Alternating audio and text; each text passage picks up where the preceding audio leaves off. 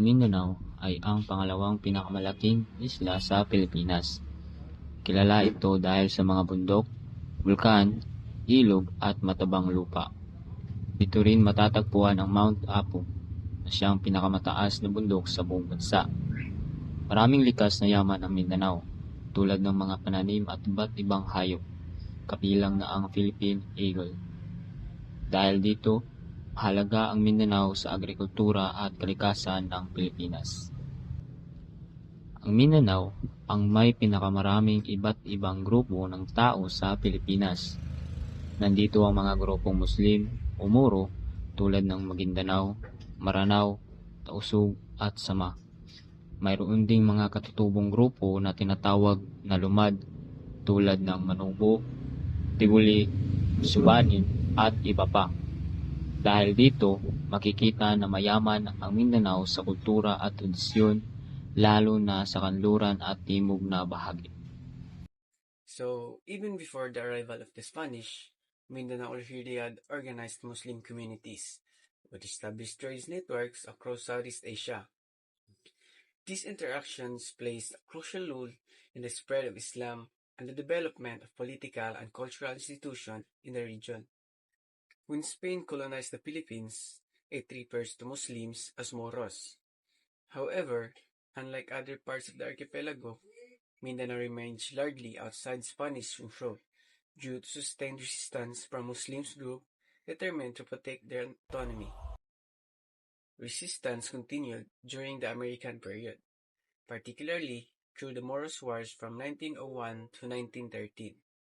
In the years that followed, government resettlement policies encouraged large-scale migrations from Luzon and the Visayas. These policies lead to significant demographic changes, causing Lumads and Moros to become minorities in their own ancestral lands. The history of Hingog City, pre-colonial period. Before the arrivals of the Spaniards, the area now known as Hingog was inhabited by Lumad tribes, particularly the Hingaunon people. This indigenous group lived along rivers and coastal areas, relying on farming, fishing, and trade. The name Hingog is believed to have originated from the local term of Hingog, meaning good luck or good fortune, reflecting the area's natural abundance and favorable living conditions. Ang Hingog City ay dating tahanan ng mga lumad, lalo na ng mga Higaunon.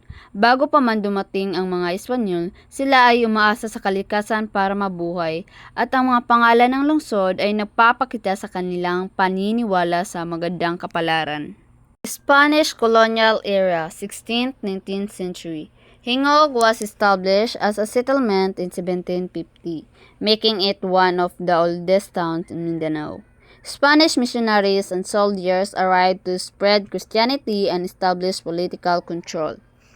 The town became part of the Spanish encomienda system, and Augustinian Recollect missionaries playing a major role in religious conversation and community organization. During this period, Hingog served as a strategic coastal settlement, helping protect the area from Moro raids and facilitating trade between Mindanao and other parts of the Philippines. The construction of churches, schools, and government structures marked the beginning of organized local governance. Sa panahon ng pananakop ng Espanyol, ang Hingog ay naging isang mahalagang pamamayanan sa Mindanao. Dito nagsimula ang paglaganap ng Kristyanismo at ang pagtatag ng organisadong pamahalaan. Period 1898 to 1946. After Spanish ceded the Philippines to the United States in 1898, Hingog came under American rule. The Americans introduced public education, modern infrastructure, and the new system of civil government. Roads, bridges, and schools were built, and agriculture production expanded, particularly in coconut, rice, and corn. Hingog became a municipality under the province of Misamis Oriental, growing steadily as a commercial and agricultural center in the region. Sa panahon ng Amerikano, nakaranas ang Hingog ng malaking pagbabago sa edukasyon, infrastruktura at ekonomiya. Ito rin ang panahon kung kailan ito naging isang ganap na munisipalidad. Cityhood and modern development. On June 18, 1960, Hingog was officially converted into a component city through Republic Act No. 2668. This marked a significant milestone in its history, granting a greater administrative autonomy and accelerating development. Today, Hingog City is known as the City of Good Luck and serves as an important economic, cultural, and educational center in northern Mindanao.